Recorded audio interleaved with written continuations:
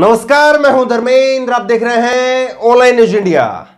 CDS Bipin Rawat साहब की शहादत के बाद में, उनकी मौत के बाद में लगातार सवाल उठ रहे हैं कि क्या CDS chief of defence staff Bipin Rawat साहब की, जो कि पहले देश के सीडीएस बने, नरेंद्र मोदी की सरकार ने उनको पहला सीडीएस बनाया और वही पहला सीडीएस जो है वो अपना कार्यकाल भी पूरा नहीं कर पाया।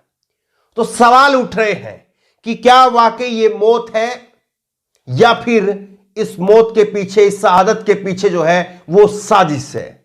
और अब ये सवाल कहीं बाहर से नहीं उठ रहे हैं, बल्कि सेना के अधिकारी इस सवाल को उठा रहे हैं। ब्रिगेडियर रैंक पर तैनात रह चुके पूर्व अधिकारी ने यह सवाल खड़ा किया है और उन्होंने सीधे सीधे आरोप लगाया है, और इस आरोप का मोदी सरकार के पास में शायद कोई जवाब नहीं होगा। ब्रिगेडियर ने कहा है कि यह हादसा नहीं बल्कि एक साजिश है। इस शब्द को आप ध्यान से सुनिए। वो ब्रिगेडियर कह रहे हैं कि यह एक हादसा नहीं है बल्कि एक साजिश के तहत जो है यह सब कुछ हुआ है। इससे सीधा आरोप जो है वो नहीं लग सकता है। और इस आरोप का जवाब कौन दे सकता है? इस आरोप का जवाब दे सकती है मोदी सरकार। खबर आप देखिए, न्यूज नेशन की खबर है और इसमें यही सवाल जो है वो उठाया है। ब्रिगेडियर रह चुके हैं, ये खबर आप देखिए, न्यूज नेशन की खबर है। पूर्व ब्रिगेडियर सुधीर सावंत का आरोप, हादसा नहीं साजिश है हेलीकॉप्टर क्रैश। ये इस बात को कह रहे हैं कि ये कोई हादसा नहीं है बल्कि एक हेलीकॉप्टर क्रैश में जो है जो दुर्घटना हुई है, बल्कि ये एक साजिश है। ये इस बात को कह रहे हैं। हेलीकॉप्टर दुर्घटना ग्रस्त की खबर जो है वो अब आशंका जताई जाने लगी है, क्या वास्तव में हेलीकॉप्टर क्रैश हुआ था या तीनों सेना के प्रमुख जिस हेलीकॉप्टर में सवार थे उसे साजिश के तहत जो है वो क्रैश किया गया। और ब्रिगेडियर सुधीर सावंत ने इसके पीछे अपने तर्क भी दिए हैं। क्या तर्क है उनके, आपको एक एक करके आपके सामने रखते हैं। सबसे पहले उन्होंने कहा है कि जहां पर, जिस इलाके के अंदर हेलीकॉप्टर क्रैश हुआ वहां पहले भी राजीव गांधी की हत्या हो चुकी है। ये इस बात को कह रहे हैं कि जिस इलाके में, तमिलनाडु के इलाके में यह हेलीकॉप्टर क्रैश हुआ है, वहीं पर पूर्व प्रधानमंत्री राजीव गांधी की हत्या हो चुकी है। संदिग्ध इलाके में आज भी स्लीपर सेल एक्टिव है। यह जो है वो अपने आप में एक बड़ा जो है सनसनीखेज खुलासा है कि स्लीपर सेल वहां पर जो है वो अभी भी एक्टिव है, जबकि 7 साल से मोदी की सरकार है। तो अगर ये जो है वो ब्रिगेडियर दावा कर रहे हैं, इस दावे की जो अगर सच्चाई है तो फिर मोदी सरकार क्या कर रही है? और फिर अगर वहां पर स्लीपर सेल एक्टिव थी तो वहां पर क्या जानकारी इस बात की सेना को नहीं थी कि वहां पर स्लीपर सेल एक्टिव है? और फिर भी सीडीएस का जो हेलीकॉप्टर है वो उस इलाके से क्यों गुजरा? क्या दूसरे रूट से उनको ले जाया नहीं जा सकता था?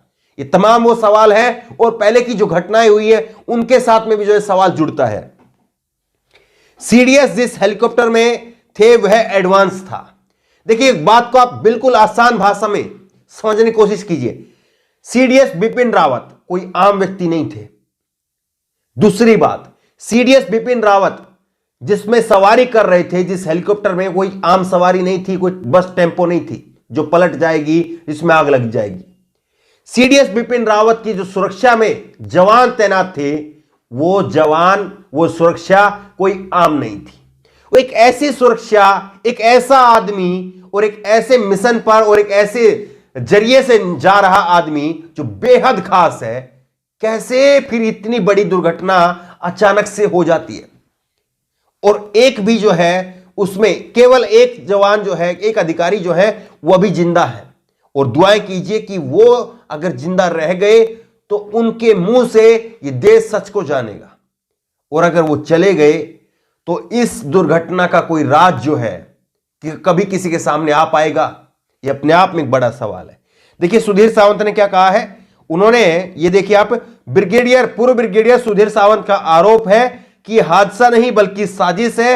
हमारे तीनों सेना के प्रमुख जिस हेलीकॉप्टर में सवार थे वह एडवांस हेलीकॉप्टर था जो इतनी आसानी से क्रैश नहीं हो सकता। सावंत ने कहा कि यह हादसा हुआ है वह इलाका एलटीटी का है। आज भी यहां पर स्लीपर सेल एक्टिव है। पूर्व प्रधानमंत्री राजीव गांधी की हत्या भी तमिलनाडु में हुई। हादसे की जांच एनआईए से होनी चाहिए। ये मांग जो है वो सेना के अधिकारी कर रहे हैं कि एनआईए के जरिए इसकी जांच होनी चाहिए ताकि हादसे की पूरी कहानी सामने आ सके। लेकिन सवाल तो देश के सामने बहुत सारे हैं, बहुत सारे ऐसे सवाल हैं जिनके जवाब आज तक नहीं मिले। आज तक इस सवाल का जवाब नहीं मिला है कि कैसे 350 किलो आरडीएक्स आ गया पुलवामा के अंदर, और कैसे हमारे वहां पर जो है वो 40-42 जवान सीआरपीएफ के वहां पर शहीद हो गए। और वहां पर जवान जब शहीद हुए थे तो उनके नाम पर जो है वोट भी मांगे गए थे। आपको याद है क्या? आपका पहला वोट पुलवामा के नाम पर हो सकता है। और जब चुनाव की, वोट की और शहादत की, तीनों की एक चीज एक साथ में बात हो तो याद कर लीजिए प्रशांत किशोर का वो जो बयान जो उन्होंने बंगाल चुनाव से पहले दिया था। प्रशांत किशोर ने बंगाल चुनाव से पहले क्या कहा था? प्रशांत किशोर ने कहा था कि बीजेपी 100 से ऊपर सीट जभी जीत सकती है, 100 से ऊपर जभी आ सकती है जब कोई बड़ा एक सैन्य हादसा होता है। अब ये सीडीएस का जो है शहादत होना ये कोई मामूली नहीं है। इससे पहले सीडीएस ना बने और ना सीडीएस का इस तरह से हादसे में मृत्यु हुई, तो अपने आप में एक बड़ा जो है वो हादसा है, बड़ी जो है एक शहादत है। तो क्या ये जो प्रशांत किशोर ने कहा था, क्या इसका चुनाव के साथ में कोई ताल्लुकात है?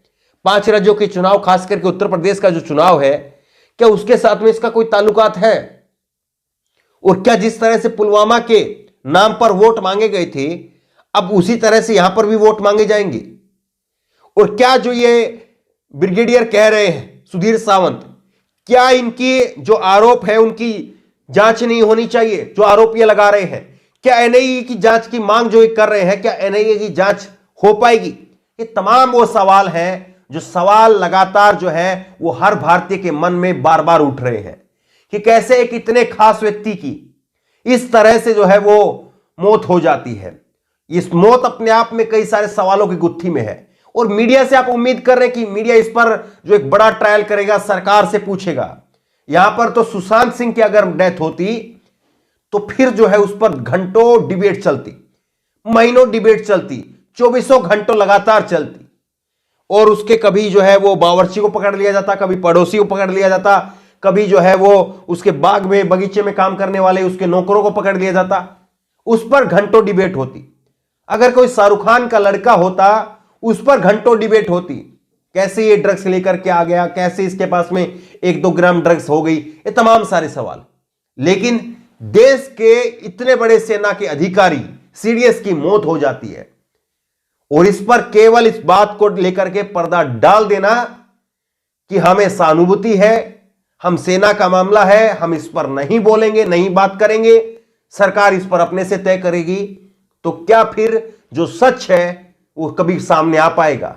और अब जो है सच के लिए डिमांड कोई और नहीं कर रहा है, सच के लिए अब कोई और जो आवाज नहीं उठा रहा है, बल्कि सेना के अधिकारी इसके लिए आवाज उठा रहे हैं, पूरा ब्रिगेडियर इसके लिए आवाज उठा रहे हैं।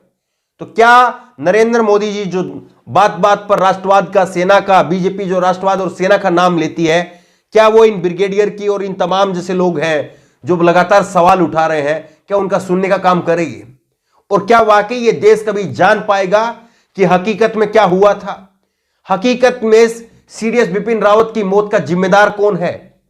क्या कभी इस बात को देश की जनता जान पाएगी, या केवल जो है वो एक कमेटी जांच और फिर उसके बाद में टेक्निकल प्रॉब्लम थी, ये था, वो था, ये सब चीजें कह करके इतने बड़े मामले को जो है ठंडे बस्ते में डाल दिया जाएगा? ये तमाम वो सवाल हैं जो हर भारतीय के मन में है और हर भारतीय जानना चाह रहा है, क्योंकि इतना बड़ा अधिकारी अगर उसकी मौत की अगर जांच नहीं होती तो फिर यकीन मानिएगा छोटी बातों पर और फिर छोटे जो मुद्दे हैं उनके ऊपर तो फिर आप बिल्कुल जो है उम्मीद छोड़ दीजिए।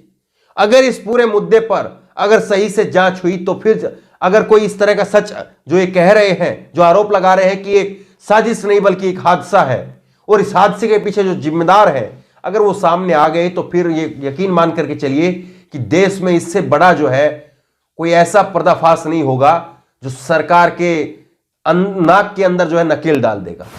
बहरहाल आप भी इस खबर को लगातार देख रहे हैं, लगातार तमाम जगह पर खबर देख रहे हैं, पढ़ रहे हैं, सुन रहे हैं। आपको क्या लग रहा है, क्या समझ में आ रहा है, आपको क्या राय बना पा रहे हैं? क्या वाकई आपको लग रहा है कि एक हादसा है या आपको लग रहा है कि ये साजिश है? क्योंकि ये दो सवाल जो है वो अब खड़े हो गए हैं। आपकी राय क्या है? नीचे कमेंट बॉक्स में अपनी राय जरूर दें, और इसी तरह तमाम खबरों के लिए ऑनलाइन न्यूज इंडिया सब्सक्राइब करें, साथ में जो बेल आइकन है घंटी उसको जरूर दबाएं ताकि जैसी वीडियो अपलोड करें उसकी नोटिफिकेशन आपको तुरंत मिल सके। धन्यवाद। इस खबर को अभी लाइक करें, शेयर करें, अभी चैनल को सब्सक्राइब करें और घंटी जरूर दबाएं।